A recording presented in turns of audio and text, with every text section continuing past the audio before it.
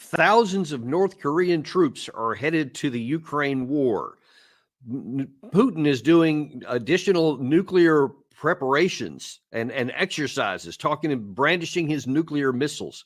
Are we escalation, or is this possibly even part of the drawdown situation where the war could possibly come to an end? That remains to be seen, but we're going to have somebody with us great today to help us unpack some of this stuff and make sense out of a lot of confusing issues that are going on out there. And that's Colonel Doug Macgregor, retired, highly decorated Army combat veteran, CEO of Our Country, Our Choice, and great sage on all things going on, especially in Europe. Doug, welcome back to the show. Good to be with you. Well, listen, let's just jump right in there because there's more. At first, there was just lots of claims that the North Koreans were in the area, and some people were admitting it. Some people were denying it, saying it's not true. Now it looks like that more and more sources, really on all sides of this, are all saying the same thing, that there are some North Korean troops heading into the area. Here's what Pat Ryder said at a press conference yesterday. We believe that the DPRK has sent approximately 10,000 soldiers in total to train in eastern Russia, and that these troops will probably augment Russian forces near Ukraine over the next several weeks. A portion of those soldiers have already moved closer to Ukraine towards Russia's Kursk Oblast near the border with Ukraine, approximately a couple thousand, with a smaller number already present in the Kursk region. So we've seen the relationship further deepening between the DPRK and Russia, which is, of course, concerning to include the provision of munitions from North Korea to Russia to aid in their war effort. I think, as Secretary Austin highlighted, however, though, this is an indication of the dire situation that Russia finds itself in terms of manpower on the front lines. Does it really indicate that Russia is in a dire situation with manpower, though, Russia? Doug, how do you view the insertion of these Russian troops, Ukrainian, North Korean troops? Hey, listen, it's been an interesting 24 hours because Dan, that I've been to Korea, the Republic of Korea, and I have friends there. And, young Kim, who is probably one of the smartest people I've ever met, works closely with me in these matters. And we've been searching everywhere, high and low. Finally, this morning, in frustration, because I couldn't find any evidence of any kind of North Korean soldiers or officers or anything anywhere near Ukraine. They are all in eastern Siberia. That's quite clear. That's the one thing that General Ryder said that is absolutely true. And they've been training up there on a routine basis forever. But we haven't found any evidence for this crazy notion that either Russia needs augmentation. There's no evidence for that whatsoever. And secondly, that they would want to try and incorporate Korean troops into the fight. And again, the Koreans are not fluent in Russian. The Russians aren't fluent in Korean.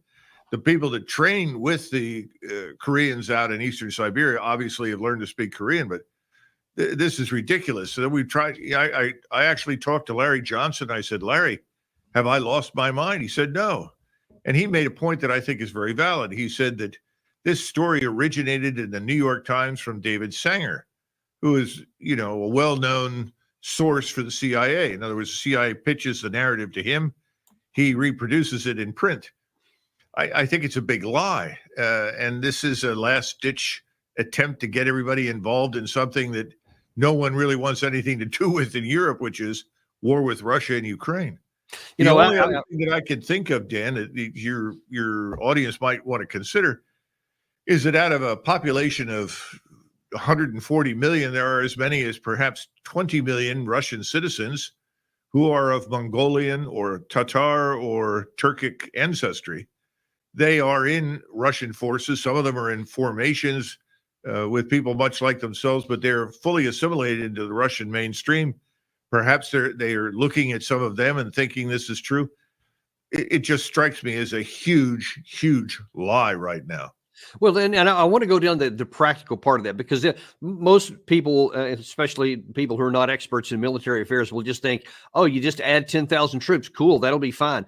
But I remember back when you and I fought together in Desert Storm, when that big coalition, I remember there was some issues with the Egyptian army that was not far from one of our flanks. And we had an issue where we were concerned that we might actually clash with the Egyptians at one point, and how difficult it was to manage something where you have different systems and different languages. How hard would it be for Russia to actually incorporate North Korean troops if they wanted to? Well, actually, I think at the time, Dan, it was a Syrian force that was on the ground, which at that time, the Syrian army was, of the various Arab contingents, probably the best. And there was some concern that we could accidentally get into trouble. Language barriers are enormous. It's not just language barriers, it's also cultural. People don't know each other, they don't understand each other, and they assume the worst about each other. So I cannot conceive of anybody in the Russian high command who wants to bring in thousands of Korean troops. It's ridiculous. It's unnecessary. They are not lacking for manpower. That's part of the big, utterly false narrative that is perpetrated over and over and over again. I'm getting tired of it, but I'm afraid that it's going to continue until the Russians decide to either cross the river, go into Kiev and root out the regime and be done with it, or somebody wises up and recognizes that the Ukrainian state is destroyed and the people that live in the Western Ukrainian area deserve to be rescued from destruction. But nobody seems to be very concerned about them. Yeah, we had on our show a former UK citizen who actually decided to fight for the Russian side and was on the front lines in the Kupiansk area. And we asked him that question when this first came out about North Koreans. He said, well, I haven't seen or even heard about any, but he said, we have no shortage of personnel. We got all the weapons, ammunition, and personnel we can use. It's a tough fight, he said. And there were high casualties on both sides, he said, but there was no shortage of Russian troops on there. So, and that was in one of the maybe the third or fourth most important front line that the Russians have. But I think to your point a second ago that this is being used as potentially something to try and draw the West in. Here's what Zelensky said just yesterday.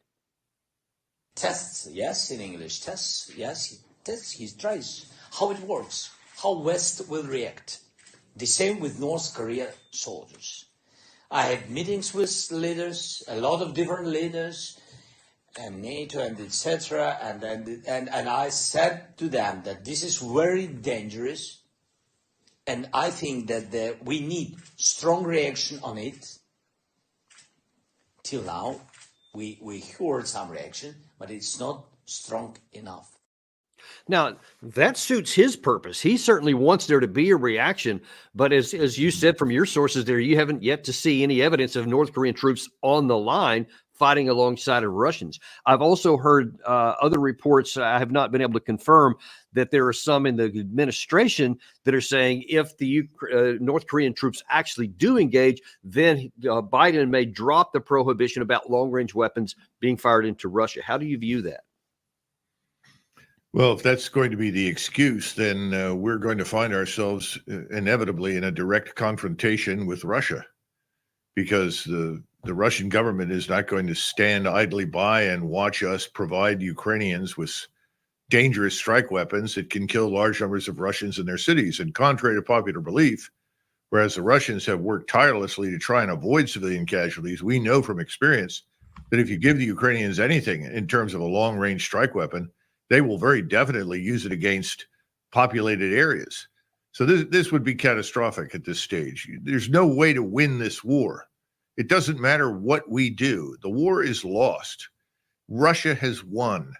People are simply dying every day as the Russians slowly but deliberately push forward. That's all there is.